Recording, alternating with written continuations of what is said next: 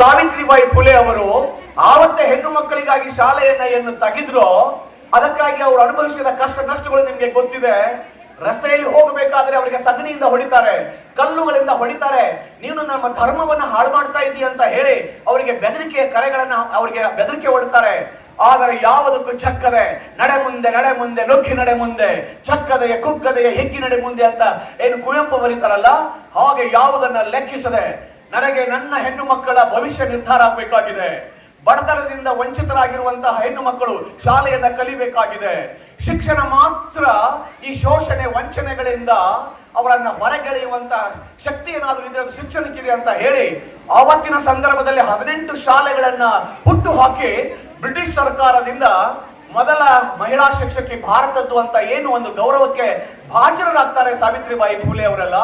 ಅವರ ಸಾಧನೆಯ ಕಥೆಗಳನ್ನ ನಾವು ನೀವುಗಳೆಲ್ಲ ಹೇಳ್ತಾ ಹೋಗೋಣ ಅನ್ನುವಂತ ಮಾತನ್ನ ಹೇಳಿ ಅವರ ಸೇವೆಯನ್ನ ನೆನಪಿಸ್ಕೊಳ್ಳೋಣ. ಇನ್ನೋರ್ವ ವ್ಯಕ್ತಿ ಬರ್ತಾರೆ, ಕುದ್ಮಲ್ ರಂಗರಾವ್ ಅಂತ ಬರ್ತಾರೆ. ಅವರು ಮಂಗಳೂರಿನವರು. ಆ ಸಂದರ್ಭದಲ್ಲಿ ಯಾರು ನಿಮಗೆ ಇನ್ನೊಂದು ವಿಶೇಷವನ್ನ ಹೇಳ್ತೇನೆ. ಜ್ಯೋತಿಬಾ ಫುಲೆ ಮತ್ತು ಸಾವಿತ್ರಿಬಾ ಫುಲೆ ಅವರಿಗೆ ಗಾಂಧೀಜಿಯವರು ಒಂದು ಸಾರಿ ಅವರನ್ನ ಭೇಟಿಯಾದಾಗ ಒಂದು ಮಾತು ಹೇಳ್ತಾರೆ, ನಾನು ಜನರೆಲ್ಲ ಇಡೀ ದೇಶದ ಜನರೆಲ್ಲ ನನಗೆ ಮಹಾತ್ಮ ಅಂತ ಕರೆದಿದ್ದಾರೆ, ಆದರೆ ನಾನು ಏನಾದ್ರೂ ಮಹಾತ್ಮ ಅಂತ ಕರಿಬೇಕು ಅಂತ ನನಗೆ ಅನಿಸ್ತಾ ಇದೆ ಅನ್ನೋದಾದ್ರೆ ಅದು ನಾನು ಈ ಜ್ಯೋತಿಬಾ ಫುಲೆ ದಂಪತಿಗಳಿಗೆ ನಾನು ಮಹಾತ್ಮರು ಅಂತ ಕರಿತೇನೆ. ನನಗೆ ಈ ಸಮಾಜದಲ್ಲಿ ಕೆಳಗೆ ಬಿದ್ದವರನ್ನ ಎದ್ದು ನಿಲ್ಲಿಸೋದಕ್ಕೆ ಶಾಲೆಗಳನ್ನ ಕಟ್ಟಬೇಕು, ಅವರನ್ನ ಎತ್ತರಕ್ಕೆ ತರಬೇಕು ಅನ್ನುವಂತಹ ನನ್ನ ಉದ್ದೇಶ ಇದೆಯಲ್ಲ, ಇದಕ್ಕೆ ಗುರು ಅಂತ ಯಾರಾದ್ರೂ ಇದ್ರೆ ಅದು ಈ ಜ್ಯೋತಿಬಾ ಅವರು ಮತ್ತು ಕುದ್ಮಲ್ ರಂಗರಾವ್ ಅವರು ಅನ್ನುವಂತ ಮಾತನ್ನ ಯಾರು ಹೇಳ್ತಾರೆ ಅಂದ್ರೆ ಮಹಾತ್ಮ ಗಾಂಧೀಜಿ ಕೂಡ ಹೇಳ್ತಾರೆ. ಅಂತ ಕುದ್ಮಲ್ ರಂಗರಾವ್ ಶಾಲೆಗಳನ್ನ ಕಟ್ತಾರೆ, ದೊಡ್ಡವರಿಗಾಗಿ ಅಲ್ಲ, ಕೂಲಿ ಕಾರ್ಮಿಕರಿಗಾಗಿ, ಬಡವರಿಗಾಗಿ, ಶೋಷಿತ ಜನಾಂಗದವರಾಗಿ ಶಾಲೆಗಳನ್ನ ತರೀತಾರೆ. ಅವರು ಒಂದು ದಿವಸ ತೀರಿ ಹೋಗ್ತಾರೆ. ತೀರಿ ಹೋದಾಗ ಅವರ ಸಮಾಧಿಯ ಮೇಲೆ ಒಂದು ಫಲಕ ಇದೆ. ಆ ಫಲಕದ ಮೇಲೆ ಅವರು ಬರೆಸಿದ್ದಾರೆ, ನನ್ನ ಶಾಲೆಯಲ್ಲಿ ಓದಿರುವಂತ ಮಕ್ಕಳು ದೊಡ್ಡ ಸಾಹೇಬರಾಗಿ ಕಾರಿನಲ್ಲಿ ಬಂದು ಇದೇ ರಸ್ತೆಯಲ್ಲಿ ಬೋರ್ ಎಂದು ಹೋಗ್ತಾ ಇರಬೇಕಾದ್ರೆ ಅವರ ಕಾರಿನಿಂದ ಧೂಳು ಬಂದು ನನ್ನ ಮಸ್ತಕವನ್ನ ತಲುಪಿದ್ರೆ ಸಾಕು, ನನ್ನ ಬದುಕು ಸಾರ್ಥಕವಾಗ್ತದೆ ಅಂತ ಹೇಳಿ ಯಾರು ಹೇಳ್ತಾರೆ? ಕುದ್ಮಲ್ ರಂಗರಾವ್ ಅಂತ ಬರೀತಾರಲ್ಲ. ಇಂತಹ ಎಲ್ಲ ಮಹನೀಯರನ್ನ ನೆನಪಿಸಿಕೊಳ್ಳುವ ಕಾರ್ಯಕ್ರಮದಲ್ಲಿ ನಾವೆಲ್ಲ ಸಮಾಹಿತಗೊಂಡಿದ್ದೇವೆ. ಬಹುಶಃ ಮಾತನಾಡುವಂತಹ ಸಮಯ ಇದಲ್ಲ ಅನ್ಕೊಂಡ್ಬಿಟ್ಟು ಕೆಲವು ಮಾತುಗಳನ್ನ ಮಾತಾಡೋದಕ್ಕೆ ನನಗೆ ಇಲ್ಲಿ ಅವಕಾಶ ಸಿಕ್ಕಿದೆ. ತಾವೆಲ್ಲ ಬಂದಿದ್ದೀರಿ, ಹೆಣ್ಮಕ್ಳು ಇದಾರೆ. ನಾನು ಆಗ್ಲೇ ಹೇಳಿದ್ರು ಅವ್ರು ಯಾಕೆ ಅಂತ ಕೇಳಿದ್ರೆ, ಆಗ್ಲೇ ಡಾಕ್ಟರ್ ಒಂದು ಹೆಣ್ಮಕ್ಳ ತ್ರಿಪದಿ ಅಂತ ಹೇಳಿದಾರಲ್ಲ, ಹಾಗೆ ಇನ್ನೊಂದು ಕಡೆಗೆ ಹೆಣ್ಮಕ್ಳು ಬರೀತಾರೆ, ಹೆಣ್ಣಿನ ಜನ್ಮಕ್ಕೆ ಅಣ್ಣ ತಮ್ಮರು ಬೇಕು, ಬೆನ್ನು ಕಟ್ಟುವರು ಸಭೆಯೊಳಗೆ 1000, ಹೊನ್ನು ಕಟ್ಟುವರು ಉಡಿಯೊಳಗೆ ಅಂತ ಹೇಳಲ್ವಾ? ಹಾಗೆ ಅದಕ್ಕೆ ಅಣ್ಣತಮ್ಮರು ಬೇಕಾಗ್ತದೆ. ಯಾವ್ದಾದ್ರು ಕಷ್ಟ ಬಂದಾಗ ಬಂದು ನಿಲ್ತಾರೆ. ಬಡತನ ಅಂತ ಬಂದ್ರೆ ನನ್ನ ಉಡಿಯೊಳಗೆ 1000 ಹೊನ್ನುಗಳನ್ನ ಹಾಕ್ತಾರೆ. ಅಂತಹ ಅಂತಮಂದು ನಮ್ಮ ಜೊತೆಗೆ ಇರಬೇಕು ಅಂತ ಹೇಳಿ ಸರದಾರ ಬರುವಾಗ ಸುರಿದಾವ ಮಲ್ಲಿಗಿ, ದೊರೆ ನನ್ನ ತಮ್ಮ ಬರುವಾಗ ಯಾಲಕ್ಕಿ ಗೊನೆವಾಗಿ ಹಾಲ ಸುರಿದಾವ ಅಂತ ಹೇಳ್ತಾರಲ್ಲ, ಹಾಗೆ ಸಹೋದರ ಪ್ರೀತಿ ಈ ನೆಲದ ಆ ಕೌಟುಂಬಿಕ ಬಂಧ ಇದೆಯಲ್ಲ, ಅದು ಅದ್ಭುತವಾದದ್ದು ಅನ್ನುವಂತ ಮಾತನ್ನ ಈ ಸಂದರ್ಭದಲ್ಲಿ ನಾನು ಹೇಳ್ತಾ ಬಹಳ ಪ್ರೀತಿಯಿಂದ ಈ ಕಾರ್ಯಕ್ರಮಕ್ಕೆ ಬಂದೆ. ಸ್ವಲ್ಪ ಮಾತನಾಡಿದೆ. ನೀವು ಕೊಟ್ಟಿರುವಂತಹ ಪ್ರೀತಿಗೆ ನಾನೇನು ಕೊಟ್ಟೇನು, ನಿಮ್ಮೆಲ್ಲರ ಪ್ರೀತಿಯ ಋಣದ ಸಾಲಗಾರ ನಾನು ಅಂತ ಹೇಳ್ತೇನೆ. ನೆನಪಿರ್ಲಿ ಬಂಧುಗಳೇ, ಈ ದೇಶ ಯಾವತ್ತು ನಿರಂತರವಾಗಿ ನಾವೆಲ್ಲ ಹೆಣ್ಣು ಮಕ್ಕಳನ್ನ ಅತ್ಯಂತ ಗೌರವದಿಂದ ನಡೆಸ್ಕೊಂಡು ಬಂದಿದ್ದೇವೆ. ಅದು ನಿಮ್ಗೆಲ್ಲ ಗೊತ್ತಿರುವಂತ ಮಾತೆ. ನಮಗೆ ಶಕ್ತಿ ಬೇಕೆಂದಾಗ ದುರ್ಗೆಯನ್ನ ಪ್ರಾರ್ಥಿಸ್ತೇವೆ, ನಮಗೆ ಹಣ ಬೇಕೆಂದಾಗ ಲಕ್ಷ್ಮಿಯನ್ನ ಪ್ರಾರ್ಥಿಸ್ತೇವೆ, ನಮಗೆ ಜ್ಞಾನ ಬೇಕೆಂದಾಗ ಸರಸ್ವತಿಯನ್ನ ಪ್ರಾರ್ಥಿಸ್ತೇವೆ. ಇಡೀ ದೇಶದ ನದಿಗಳಿಗೆಲ್ಲ ಗಂಗೆ, ತುಂಗೆ, ಗೋದಾವರಿ ಅಂತ ಹೇಳಿ ಹೆಸರುಗಳನ್ನ, ಹೆಣ್ಣು ಮಕ್ಕಳ ಹೆಸರುಗಳನ್ನೇ ಕೊಟ್ಟು ಗೌರವಿಸಿದ್ದೇವೆ. ಅದು ನಿಜವೇ ಆದರೂ ಕೂಡ, ಆದರೆ ಹೆಣ್ಣು ಮಕ್ಕಳಿಗೆ ಸ್ವಾತಂತ್ರ್ಯ ಇಲ್ಲದೆ ಅವರ ಸ್ವಾತಂತ್ರ್ಯವನ್ನ ಕಸಿದುಕೊಂಡದ್ದು ಕೂಡ ನಮ್ಮದೇ ಆದಂತ ದೇಶದಲ್ಲಿ ನಡೆದಿರುವಂತ ಒಂದು ಘಟನೆ. ಆದರೆ ನಾವೆಲ್ಲ ಹೇಗೆ ಆಗ್ಬೇಕು ಅಂತ ಹೇಳಿದ್ರೆ, ಸಾವಿತ್ರಿಬಾಯಿ ಫುಲೆ ಏನು ಈ ಶೋಷಿತರನ್ನ ಎದ್ದು ನಿಲ್ಲಿಸೋದಕ್ಕೆ ಶಿಕ್ಷಣದ ಶಾಲೆಗಳನ್ನ ತೆಗೆದ್ರಲ್ಲ, ಹಾಗೆ ಮಾಡ್ಬೇಕು.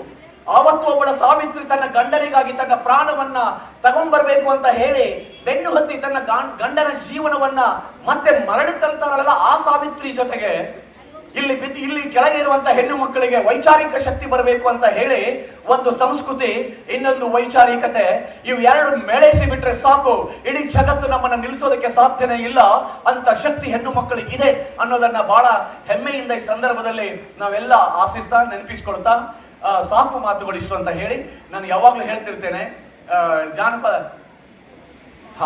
ಯಾವಾಗ್ಲೂ ಹೇಳ್ತಿರ್ತೇನೆ ನಾನು, ಜಾನಪದ ಹೆಣ್ಮಕ್ಳು ಹೇಳ್ತಿರ್ತಾರೆ ಏನು, ಆಗಾವ ನಮ ಜ್ವಾಳ ಉಳಿದಾವ ನಮ ಹಾಡ, ಆದಾವ ನಮ ಜ್ವಾಳ ಉಳಿದಾವ ನಮ ಹಾಡ, ಈಗ ಸಾಕವ್ವ ನಿನ ಕಲ್ಲ, ಈಗ ಸಾಕವ್ವ ನಿನ ಕಲ್ಲ ಬೆರಳಿಗೆ ಹಾಕಿ ದುಂಗೂರ ಸವೆದಾವು ಅಂತ ಜನಪದರು ಹಾಡ್ತಾರ.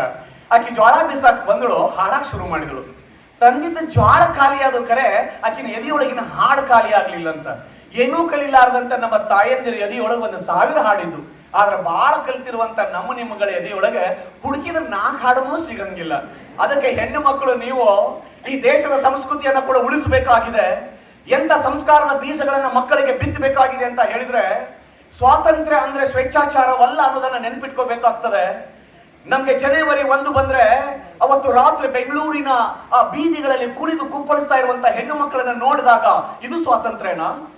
ಗಂಡು ಮಕ್ಕಳು ಸಿಗರೇಟ್ ಸೇರ್ತಾರೆ, ನಾವು ಸೇರಬೇಕು ಅಂತ ಅನ್ನೋದು ಸ್ವಾತಂತ್ರ್ಯನಾ? ಅದು ಸ್ವೇಚ್ಛಾಚಾರ ಅನ್ಸ್ಕೊಳ್ತದೆ. ಗಂಡು ಮಕ್ಕಳು ಕುಣಿತಾರೆ, ನಾವು ಕೂಡ ಕುಣಿಬೇಕು ಅಂತ ಹೇಳುವ ಅಲ್ಲಿ ಬೆಂಗಳೂರಿನ ಆ ಒಂದು ಸಭೆಯೊಳಗೆ ಕುಣಿದು ಕುಪ್ಪಳಿಸ್ತಾ ಇರುವ ಮಾದಕ ದ್ರವ್ಯಗಳನ್ನ ತೆಗೆದು ಕುಪ್ಪಳಿಸ್ತಾ ಇರುವಂತ ಹೆಣ್ಣು ಮಕ್ಕಳು ಈ ದೇಶಕ್ಕೆ ಬೇಕಾಗಿಲ್ಲ. ಈ ದೇಶದ ನೆಲದ ಸಂಸ್ಕೃತಿಯನ್ನು ಉಳಿಸುವಂತಹ ಶಕ್ತಿ ಅದು ಹೆಣ್ಣು ಮಕ್ಕಳಿಗಿದೆ. ಆ ಸಂಸ್ಕೃತಿಯನ್ನು ನೀಡುವ ಶಕ್ತಿ ನಿಮ್ಮಗಳಿಗಿದೆ. ಅದಕ್ಕೆ ನಾನು ವಿನಂತಿ ಮಾಡ್ಕೊಳ್ತೇನೆ, 100 ಶಾಲೆಗಳಲ್ಲಿ ಶಿಕ್ಷಕರಾಗಿ ಸೇವೆ ಸಲ್ಲಿಸ್ತಾ ಇರುವ ಬಂಧುಗಳೇ, ಬಿತ್ತುವಾಗ ಬೇವಿನ ಬೀಜಗಳನ್ನ ಬಿತ್ತಿ ಮಾವಿನ ಹಣ್ಣು ಕೊಡು ದೇವರೇ ಅಂತ ಕೇಳಿದ್ರೆ ಅದು ಸಿಗೋದಕ್ಕೆ ಸಾಧ್ಯವಿಲ್ಲ. ಬೀಜಗಳನ್ನ ಬಿತ್ತಿದ್ರೆ ಬೇವಿನ ಹಣ್ಣುಗಳೇ ಸಿಗ್ತಾವೆ. ಈ ದೇಶದ ಸಂಸ್ಕೃತಿ ಅದನ್ನ ಉಳಿಸುವಂತ ಮಹಾಕಾರ್ಯ ಅದು ನಿಮ್ಮಿಂದ ಸಾಗಬೇಕು ಅಂತ ನಿಮಗೆ ನೆನಪು ಮಾಡ್ತೇನೆ. ಎಲ್ಲ ಹೆಣ್ಣು ಮಕ್ಕಳಿಗೆ, ನಿಮಗೆ ನಿರ್ಭಯಾನಂದ ಸ್ವಾಮೀಜಿ ಅವರು ಒಂದು ಸಾರಿ ಪ್ಯಾರಿಸ್ ನಗರಕ್ಕೆ ಹೋಗಿರ್ತಾರೆ. ಪ್ಯಾರಿಸ್ ನಗರಕ್ಕೆ ಹೋದ ಸಂದರ್ಭದಲ್ಲಿ ಸ್ವಿಟ್ಜರ್ಲ್ಯಾಂಡಿನ ಹೆಣ್ಣು ಮಗಳು ಬಂದು ಅವಳ ಪೂಜ್ಯರ ಕಾಲುಗಳಿಗೆ ನಮಸ್ಕಾರ ಮಾಡ್ತಾರೆ. ಆಗ ಸ್ವಾಮೀಜಿ ಕೇಳ್ತಾರೆ, ನಿನ್ನ ಹೆಸರು ಏನಮ್ಮ ಅಂತ. ಆ ಹೆಣ್ಣು ಮಗಳು ಹೇಳ್ತಾಳೆ, ನನ್ನ ಹೆಸರು ಈಶ್ವರಿ ಅಂತ. ಆಶ್ಚರ್ಯ ಆಗುತ್ತೆ ಸ್ವಾಮೀಜಿ ಅವರಿಗೆ, ಅದು ಹೇಗೆ ಸಾಧ್ಯ? ಇದು ಭಾರತದ ಹೆಸರು, ನೀನು ಸ್ವಿಟ್ಜರ್ಲ್ಯಾಂಡಿನ ಹೆಣ್ಣು ಮಗಳು, ಅದು ಹೇಗೆ ಈಶ್ವರಿ ಅಂತ ಇರ್ಲಿಕ್ಕೆ ಸಾಧ್ಯ ಅಂತ ಹೇಳಿ ಗುರುಗಳು ಕೇಳಿದ್ರೆ, ಆ ಹೆಣ್ಣು ಮಗಳು ಹೇಳ್ತಾಳೆ, ಗುರುಗಳೇ, ನನ್ನ ಮೊದಲಿನ ಹೆಸರು ಇಸಾಬೆಲ್ಲಾ ಅಂತ ಇತ್ತು. ಆದರೆ ಭಾರತದ ನೆಲದ ಆಧ್ಯಾತ್ಮಿಕ, ಧಾರ್ಮಿಕ, ಆ ಸಾಂಸ್ಕೃತಿಕ ಆ ಹಿರಿಮೆ ಗರಿಮೆಗಳನ್ನ ನಾನು ನೋಡಿದ ಮೇಲೆ ನನಗೆ ಭಾರತ ಬಹಳ ಪ್ರಿಯ ಪಾತ್ರ ಅನಿಸ್ತಾ ಇದೆ. ಅದಕ್ಕೆ ನನ್ನ ಹೆಸರು ಇಸಾಬೆಲ್ಲಾ ಇದ್ದಲ್ಲ, ಅದನ್ನ ಈಶ್ವರಿ ಅಂತ ಹೇಳಿ ಪರಿವರ್ತನೆ ಮಾಡಿಕೊಂಡಿದ್ದೇನೆ ಅಂತ ಹೇಳಿ ಸ್ವಿಟ್ಜರ್ಲ್ಯಾಂಡಿನ ಹೆಣ್ಣು ಮಗಳು ಹೇಳ್ತಾಳೆ.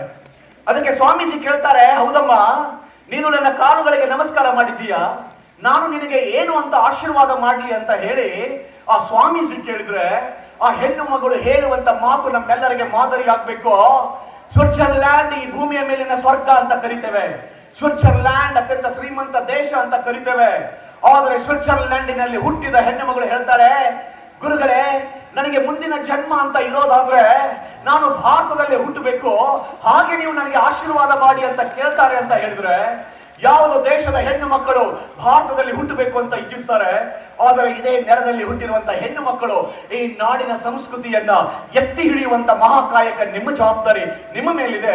ಅದನ್ನ ಉಳಿಸಿಕೊಳ್ಳುವಂತ ಕಾರ್ಯ ನಿಮ್ಮಿಂದ ಆಗ್ಬೇಕು ಅನ್ನುವಂತ ಮಾತನ್ನ ಬಹಳ ಪ್ರೀತಿಯಿಂದ ಹೇಳ್ತಾ, ನೀವೆಲ್ಲ ಇದ್ದೀರಿ ಹೆಣ್ಮಕ್ಳು. ಅವತ್ತೆಲ್ಲ ನೀವೆಲ್ಲ ಮಕ್ಕಳು, ನನ್ನ ಮನೆಯೊಳಗೆ ನಮ್ಮ ಮೇಡಮ್ ಅವರು, ನಮ್ಮ ಶ್ರೀಮತಿಯವರು, ನನಗೆ ಮಗ ಅಳಕತ್ತಿದ್ನಂದ್ರೆ, ಸಣ್ಣ ಮಗ ಅಳಕತ್ತಿದ್ನಂದ್ರೆ ಆ ಮಗನ್ ತಂದು ನನ್ನ ಕೈ ಕೊಡ್ತಿದ್ರು. ಯಾಕೆ ಕೊಡ್ತಿದ್ರು ಅಂತ ಕೇಳಿದ್ರೆ, ಆ ಮಗನ ಲಾಲಿ ಹಾಡು ಹೇಳಿ ಸಮಾಧಾನ ಮಾಡೋ ಶಕ್ತಿ ನಮ್ಮ ಮೇಡಮ್ ಅವ್ರಿಗಿಲ್ಲ. ಅವರು ಡೈಟ್ ಕಾಲೇಜಲ್ಲಿ ಸೀನಿಯರ್ ಲೆಕ್ಚರರ್ ಇದ್ದಾರೆ, ಆದ್ರೆ ಅಳೋ ಮಗನ ಸಮಾಧಾನ ಮಾಡೋ ಶಕ್ತಿ ಅವ್ರಿಗೆ ಇರ್ಲಿಲ್ಲ. ಆದ್ರೆ ಆ ಹೆಣ್ಣು ಮಕ್ಕಳು ಎಂತ ಶಕ್ತಿ ಇತ್ತು ನಿಮಗಂತ ಕೇಳಿದ್ರೆ, ಮಕ್ಕಳು ಅಳಕ್ ಶುರು ಮಾಡಿದ್ರೆ ಆ ತೊಟ್ಟಿಲಲ್ಲಿ ಮಗುವನ್ನ ಹಾಕಿ ಅದಕ್ಕೆ ಹಗ್ಗವನ್ನ ಕಟ್ಟಿ ಅದನ್ನ ಎಳಿತಾ ಅವ್ರು ಹಾಡ್ತಿದ್ರು. ಏನ್ ಚಂದ ಹಾಡ್ತಿದ್ರು ಅಂತ. ಬಂಗಾರ ತೊಟ್ಟಿಲಕ ಬೆಳ್ಳಿಯ ಎಳಿಹಾಗ, ಬಂಗಾರ ತೊಟ್ಟಿಲಕ ಬೆಳ್ಳಿಯ ಎಳಿಹಾಗ, ಸುಂದರ ಶ್ರೀ ಕೃಷ್ಣಗ ಚೆನ್ನಾಗಿ ತೂಗಿರೆ ಜೋ ಜೋ, ಸುಂದರ ಶ್ರೀ ಕೃಷ್ಣನ ಚೆನ್ನಾಗಿ ತೂಗಿರೆ ಜೋ ಜೋ. ಕಂಚಿನ ಪಟಲ್ದಾಗ ಮಿಂಚೆಣ್ಣಿ ಇಟ್ಟುಕೊಂಡ, ಕಂಚಿನ ಪಟಲ್ದಾಗ ಮಿಂಚೆಣ್ಣಿ ಇಟ್ಟುಕೊಂಡ, ದಿಕ್ಕಿ ದಿಕ್ಕಿ ಎರೆವಾಗ ಬಿಗಿ ಬಿಗಿ ಅಳತಾನ ಜೋ ಜೋ, ದಿಕ್ಕಿ ದಿಕ್ಕಿ ಎರೆವಾಗ ಬಿಗಿ ಬಿಗಿ ಅಳತಾನ ಜೋ ಜೋ. ಎಷ್ಟು ಚಂದ ಅಲ್ಲಿರೋದು. ಆಮೇಲೆ ಮಕ್ಕಳು, ಯವ್ವ ನನಗೆ ಅದನ್ನು ಕೊಡಿಸು, ನನಗೆ ಇದನ್ನು ಕೊಡಿಸು ಅಂತ ಕೇಳ್ತಾರೆ. ಕೊಡಿಸೋ ಶಕ್ತಿ ತಾಯಿಯರಿಗೆ ಇರೋದಿಲ್ಲ. ಕೊಡಿಸಲಾರ್ದನ ಸಮಾಧಾನ ಮಾಡುವಂತ ಶಕ್ತಿ ಯಾರಿಗಿತ್ತಂದ್ರ ಏನೂ ಕಲಿದೇ ಇರುವಂತ ನಮ್ಮ ಹಳ್ಳಿ ಹೆಣ್ಮಕ್ಳಿಗಿತ್ತು. ಅವ್ರು ಹೇಳ್ತಿದ್ರು ಅದು ಬೇಕಾಯಪ್ಪ ಇದು ಬೇಕಾಯಪ್ಪ ಅಂತ ಹೇಳಿ, ಅಳುಗಾಡ ನನ್ನ ಕಂದ ನಾ ಜಾತರಿಗೆ ಹೋಗಿ ಬರ್ತೀನಿ, ಅಳುಗಾಡ ನನ್ನ ಕಂದ ನಾ ಜಾತರಿಗೆ ಹೋಗಿ ಬರ್ತೀನಿ, ಜಾತರಿಗೆ ಹೋಗಿ ಬರ್ತೀನಿ, ಬೆಂಡು ಬೆತ್ತಸ ತರ್ತೀನಿ, ಅಳುಗಾಡ ನನ್ನ ಕಂದ ನಾ ಮಜ್ಜಿಗೆ ಮಾರಿ ಬರ್ತೀನಿ, ಮಜ್ಜಿಗೆ ಮಾರಿ ಬರ್ತೀನಿ, ಗೆಜ್ಜಿ ಉಳುದರ ತರ್ತೀನಿ, ಅಳುಗಾಡ ನನ್ನ ಕಂದ ನಾ ಮೊಸರು ಮಾರಿ ಬರ್ತೀನಿ, ಮೊಸರು ಮಾರಿ ಬರ್ತೀನಿ, ಹಸರಂಗಿ ತರ್ತೀನಿ, ಅಳಗಾಡ ನನ್ನ ಕಂದ ನಾ ಹಾಲು ಮಾರಿ ಬರ್ತೀನಿ, ಹಾಲು ಮಾರಿ ಬರ್ತೀನಿ, ಹಾಲ್ ಗಡಗ ತರ್ತೀನಿ, ಅಳಗಾಡ ನನ್ನ ಕಂದ ನಾ ಜಾತರಿಗೆ ಹೋಗಿ ಬರ್ತೀನಿ. ಏನ್ರ ಕೊಡ್ಸಿದ್ರನ್ರಿ? ಏನೂ ಕೊಡ್ಸಿಲ್ಲ. ಯಪ್ಪ ಅಲ್ಲಿಗೆ ಹೋಗಿ ಬರ್ತೀನಿ, ಇಲ್ಲಿಗೆ ಹೋಗಿ ಬರ್ತೀನಿ, ಅದನ್ನ ತಂದು ಕೊಡ್ತೀನಿ, ನೀನು ಇದನ್ನ ತರ್ತೀನಿ ಅಂತ ಹೇಳಿ ಸಮಾಧಾನ ಮಾಡುವಂತ ಶಕ್ತಿ ಯಾರಿಗಿತ್ತು ಅಂದ್ರೆ ಅದು ಹೆಣ್ಣು ಮಕ್ಕಳಿಗಿತ್ತು. ಆ ಹೆಣ್ಣು ಮಕ್ಕಳು ತೊಟ್ಟಿಲನ್ನ ತೂಗಿದ ಕೈಗಳು ಜಗತ್ತನ್ನ ಆಡ್ತವೆ ಅನ್ನೋದಕ್ಕೆ ಇವತ್ತು ಸಾಕಷ್ಟು ಉದಾಹರಣೆಗಳು ನಮ್ ಕಣ್ಣು ಮುಂದಿದಾವೆ ಅನ್ನುವಂತ ಮಾತನ್ನ ಹೇಳಿ ಬಹಳ ಪ್ರೀತಿಯಿಂದ ಈ ಕಾರ್ಯಕ್ರಮಕ್ಕೆ ಬಂದೆ. ಒಂದಿಷ್ಟು ಮಾತನಾಡಿದೆ. ಮಾತನಾಡೋದಕ್ಕೆ ಅವಕಾಶವನ್ನ ಕೊಟ್ಟಿರುವಂತ ವಿಶೇಷವಾಗಿ ದೊಡ್ಡಮನಿ ಸರ್ ಮತ್ತು ಎಲ್ಲ ಬಳಗಕ್ಕೆ ನನ್ನ ಅನಂತ ಕೋಟಿ ನಮನಗಳನ್ನು ಅರ್ಪಣೆ ಮಾಡಿ ನಾವು ಯಾವಾಗ್ಲೂ ಹೇಳುವಂತಂದ್ರಿ, ನಿಮ್ ಮನೆಯೊಳಗೆ ಮಿಕ್ಸರ್ ಕೆಟ್ಟಿರ್ತದಲ್ಲ, ಪಕ್ಕದ ಮನೆಗೆ ಹೋಗಿ ಮಿಕ್ಸಿಗೆ ಹಾಕೋತೀರಿ, ಹಾಕೊಂಡು ಹೊಳೆ ಬರುವಾಗ ಏನ್ ಹೇಳ್ತೀರಿ? ಥ್ಯಾಂಕ್ಸ್ ಹೇಳ್ತೀವಿ. ತುಂಬಾ ಕಲ್ತವ್ರು ನಾವೆಲ್ಲ, ದೊಡ್ಡ ದೊಡ್ಡ ಶಾಲೆ ಒಳಗೆ ಎಜುಕೇಶನ್ ಆಗಿದೆ, ಅದಕ್ಕೆ ಒಂದು ಥ್ಯಾಂಕ್ಸ್ ಹೇಳಿ ಲೆಕ್ಕ ಚುಕ್ತ ಮಾಡಿಬಿಡ್ತೀವಿ. ಆದ್ರೆ ಅವಾಗ ನಮ್ಮ ತಾಯಂದ್ರಿಗೆ ಅಂತ ಹೋಗಿದ್ರೆ ಅವ್ರು ಮಾಡ್ಬೇಕಲ್ಲ, ಅಲ್ಲಿ ಖಾಲಿ ಐತಿ ಬಂದು ಬೀಸ್ಕೊಂಡು ಹೋಗು ಅಂದಾಗ ಜ್ವಾಳ ಬೀಸ್ಕೊಂಡು ಹೊಳೆ ಬರುವ ಹೊತ್ತಿನಾಗ ನಮ್ಮ ತಾಯಂದ್ರು ಥ್ಯಾಂಕ್ಸ್ ಹೇಳಿ ಲೆಕ್ಕ ಚುಕ್ತ ಮಾಡಂಗಿಲ್ಲ. ಅವ್ರು ಏನ್ ಹೇಳ್ತಿದ್ರು ಅಂದ್ರೆ, ಕಲ್ಲು ಕೊಟ್ಟವುಗೆ ಎಲ್ಲ ಭಾಗ್ಯವೂ ಬರಲಿ, ಕಲ್ಲು ಕೊಟ್ಟವುಗೆ ಎಲ್ಲ ಭಾಗ್ಯವೂ ಬರಲಿ, ಪಲ್ಲಕ್ಕಿ ಮ್ಯಾಲೆ ಮಗ ಬರಲಿ, ಪಲ್ಲಕ್ಕಿ ಮ್ಯಾಲೆ ಮಗ ಬರಲಿ, ಮಲ್ಲಿಗೆ ಮುಡಿವಾ ಸೊಸೆ ಬರಲಿ, ಮಲ್ಲಿಗೆ ಮುಡಿವಾ ಸೊಸೆ ಬರಲಿ ಅಂತ ಹಾರೈಸ್ತಾಳೆ. ಕಲ್ಲು ಕೊಟ್ಟವ್ವ ನಿನ್ಗೆಲ್ಲಾ ಭಾಗ್ಯ ಬರಲಿ, ಪಲ್ಲಕ್ಕಿ ಮ್ಯಾಲೆ ನಿನ್ನ ಮಗ ಬರಲಿ, ರಾಜ್ಕುಮಾರ್ ಆಗ್ಲಿ ನಿನ್ ಮಗ, ಮಲ್ಲಿಗೆ ಮುಡಿಯುವಂತ ಚಂದನ ಸೊಸಿ ನಿನ್ನ ಮನೆಗೆ ಬರ್ಲಿ ಅಂತ ಹಾರೈಸ್ತಾರಲ್ಲ, ಆ ಹೆಣ್ಣು ಮಕ್ಕಳ ಸಂಸ್ಕಾರ, ಆ ಸಂಸ್ಕೃತಿ ನಿಮ್ಮಲ್ಲೂ ಮೇಳೈಸಲಿ. ನೀವು ಈ ದೇಶವನ್ನು ಉಳಿಸುವ ನಿಜ ವಾರಸುದಾರಗಳು ಅಂತ ಮಾತನ್ನ ಈ ಸಂದರ್ಭದಲ್ಲಿ ಹೇಳ್ತಾ, ಈ ಏನು ಒಂದು ರಾಷ್ಟ್ರೀಯ ಸಂಘಟನೆ ಇದೆ, ಈ ಸಾವಿತ್ರಿಬಾಯಿ ಫುಲೆ ಸಂಘಟನೆ ಎತ್ತರಕ್ಕೆ ಬೆಳೀಲಿ, ಬೆಳಗಲಿ, ಬಾಳಲಿ, ಇನ್ನಷ್ಟು ಜ್ವಾಜ್ವಲ್ಲಮನವಾಗಿ ಅದು ತನ್ನ ಬೆಳಕನ್ನ ಬೀರ್ತಾನೆ ಇರಲಿ ಅಂತ ಹೇಳಿ ನನ್ನ ಮಾತುಗಳನ್ನು ಮುಗಿಸ್ತೇನೆ. ಎಲ್ಲರಿಗೂ ಶರಣು ಶರಣ.